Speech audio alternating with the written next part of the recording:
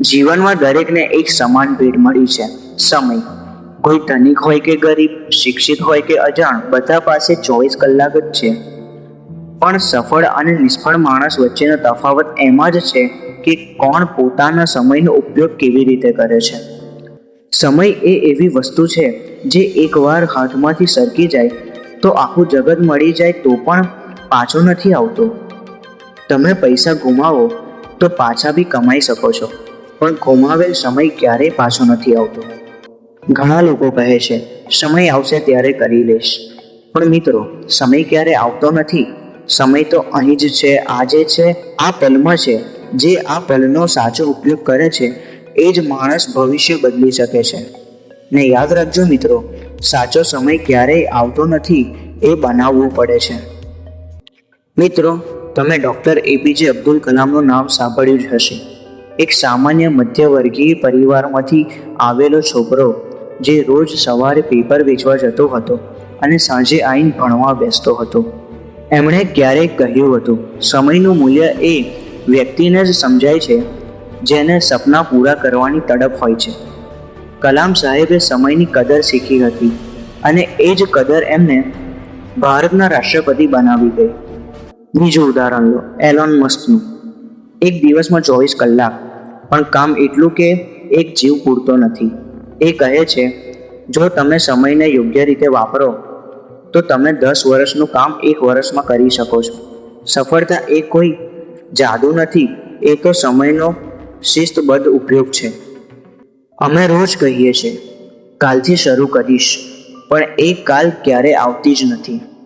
કાલ નથી આવતી કારણ કે આપણે એને આવવા જ નથી દેતા, કારણ કે આજને આપણે બગાડતા રહીએ છીએ. મિત્રો, આજની એક પળ તમારી કાલની સફળતાનો આધાર છે. જો તમે આજે પગલું નહીં ભરો તો કાલે તમારું સપનું બીજો વ્યક્તિ પૂરું કરી દેશે. આપણે સોશિયલ મીડિયા પર કલાકો પસાર કરીએ છીએ, પણ પોતાના સપનાને 1 મિનિટ પણ નથી આપતા. વિચારજો, તમે જે સમય બગાડો છો એ જ સમય બીજો માણસ વાપરીને તમારાથી આગળ નીકળી જાય છે. ઘડિયાળની દરેક ટીક ટીક તમને કહે છે સમય જઈ રહ્યો છે, તમે શું કરી રહ્યા છો. તમારા સપના, તમારું લક્ષ્ય એ સમય સાથે જોડાયેલા છે.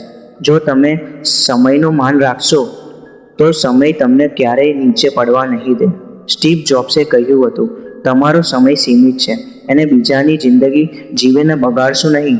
એટલે દરેક પળ પોતાનો નિર્ણય લો. બીજાના વિચારોથી નહીં, પોતાના ઈરાદાથી જીવો.